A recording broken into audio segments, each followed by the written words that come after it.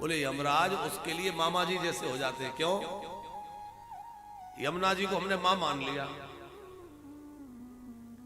और यमुना जी के भाई कौन है? यमराज। तो यमराज जो है वो यमुना जी के भाई हैं, और हमने यमुना जी को मां मान करके उनकी आराधना कर रहे हैं, तो वो हमारे क्या हो गए?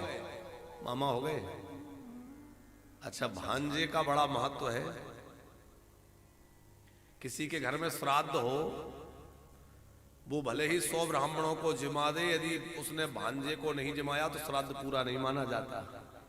100 ब्राह्मणों को जिमाने के बाद भी भांजा यदि भोजन नहीं कराया तो श्राद्ध अधूरा माना जाता है। इसलिए भांजे को अवश्य भोजन कराना चाहिए समय समय पर। भांजे को भोजन कराने का बड़ा महत्व है। मामा के घर में भांजे के चरण पड़ते रहना चाहिए। और यहां तक कहा गया है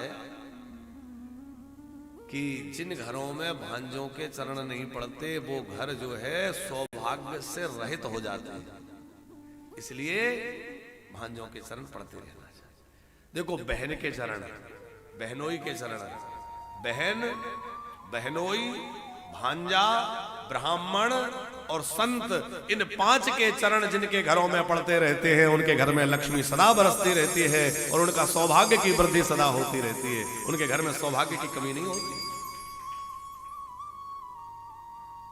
मामा कदाचित कोई गरीब भी हो और भांजा आ जाए तो अपनी सामर्थ्य अनुसार सेवा करता ही है, और जब वो जाएगा तो कुछ ना कुछ हाथ में रखेगा।